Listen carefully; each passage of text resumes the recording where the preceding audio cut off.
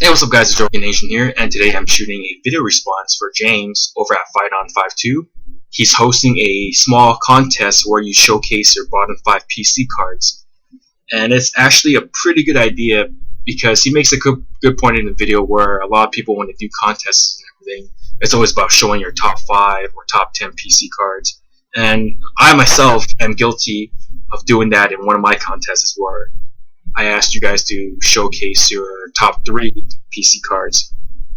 So I went ahead and looked at my collection, and there were a lot of cards where I I was wondering, what was I thinking, when I traded or when I spend money on these cards. You guys know I'm a huge Niners fan, so my PC is the 49ers. Back when I started early on in my card collecting career, I collected any and all 49ers. So I had a lot of cards, or I have a lot of cards in my PC that probably shouldn't be in my PC now that I acquired back then when I first started. So let's go ahead and show you guys my bottom 5 PC cards. Starting off, we have this horrible looking Ken Dorsey manufactured patch from Upper Deck. It's Ken Dorsey. It's manufactured. And I actually spent money on this card at a card show. Looking back at it, that $1 that I used to buy this could have been spent on a McChicken or a double cheeseburger from McDonald's. Well, actually, you know what? Double cheeseburger is like $1.49, I guess, right? $1.49, I think. But McChicken, I could have spent a McChicken. I could have bought a McChicken with my buck instead. It was only $1, but back then I was collecting all 49ers and any 49ers, current, extra Niners, retired Niners, and I was also looking for cards that I don't have in my PC. Type of cards too. I mean, I don't have a type of card like this where it says Rookie Innovation with a manufacturer patch and of Ken Dorsey. So I just wanted to grow my Niners PC back in the day and just collect it all on any Niner, and this was one of those. Would I still have done this card? I guess all these cards I'm about to show you guys, in the end I still probably would have acquired them anyway. Again, I wanted cards that I didn't have and players I didn't have in my PC, at least one card. But this is probably the worst one I have in my PC. Now, next one is another card that I spent a decent amount of money on, and it was this Taylor Mays right here with a manufactured Niners logo, Niners patch. This is a short printed 23 out of 25. Taylor Mays, at first, I did not like him at first. I'll be honest, I really did not like Taylor Mays. I thought he was going to be a bust. But as we drafted him, because Singletary wanted old school, vicious, hard-hitting players, as we drafted him, I grew to like Taylor Mays more and more. He actually got playing time in his rookie season, and he made some plays, and I was like, oh man, if he can do that as a rookie, maybe next year, as a second-year player, he's going to really stand out.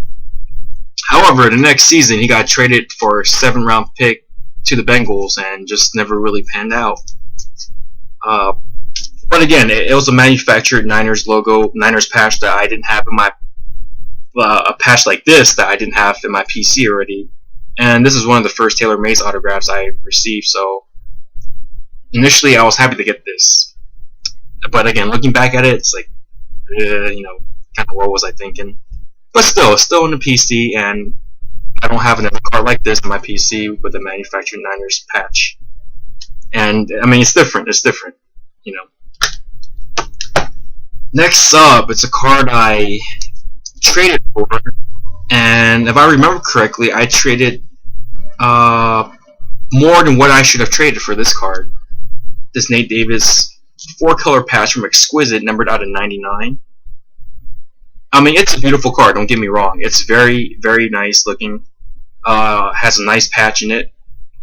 But it's Nate Davis. Nate Davis, just was someone that never really panned out. He made plays during the preseason, but he just couldn't get the playbook down. I believe that was his problem. He had a huge arm, but it just never really panned out. But I mean, when I first got this, I was really excited because it was my first Exquisite card, and I'm big on Exquisite. Exquisite is my favorite product of all time from Upper Deck. It's a high-end product, so it was my first Exquisite card, and I was really happy to get it to add into the collection of the first Exquisite card to go into my collection. So, not a great player, not a great career, but still a beautiful card nonetheless of my favorite product.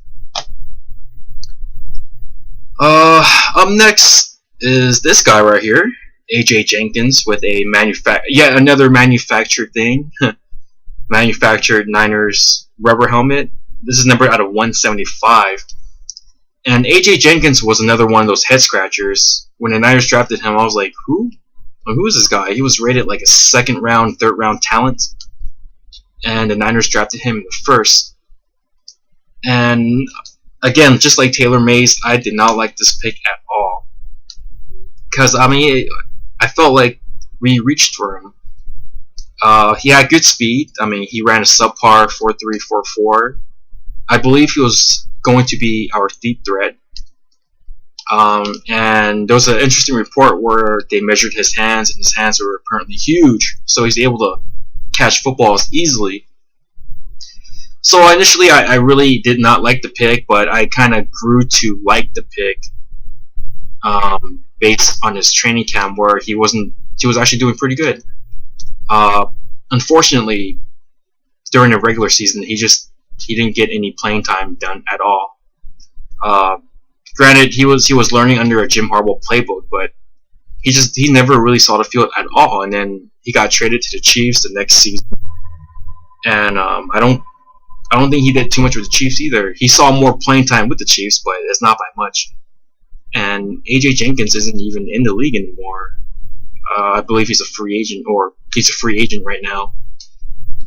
And the last I heard, he was trying out for the Jets.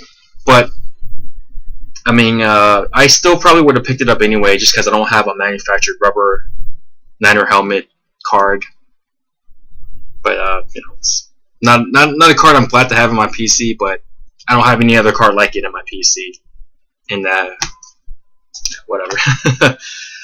This next card isn't too bad. The player is not. It's not bad at all. This is actually a really, really good player. It's just his story and what happened was a little heartbreaking. And it's a Chris Borland camo refractor out of 200. I was really happy when I first picked this up on eBay. I got this at a really good price. Like when Chris Borland started to really just shoot up the stat charts on his career. I mean, this guy had a monster year for a rookie. He filled in for Patrick Willis when Patrick Willis was injured, and he led the team in tackles in just 8 to 10 games starting. I mean, he was really, really good.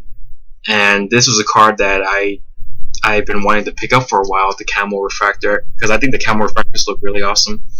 So it was my first camo refractor in my PC, and it was a player that I thought was just up and rising. But if you guys haven't already heard, Chris Borland decided to retire 2 days after Patrick Willis announced his retirement.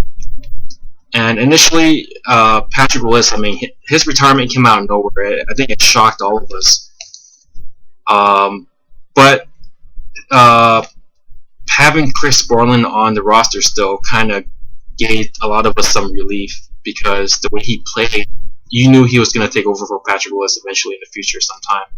However, 2 days later, Chris Borland also decides to retire, and that also came out of nowhere. I don't think anybody was expecting that. But I can't really hate on him. He's looking out for his health. You know, he didn't want to suffer any kind of brain damage or head trauma.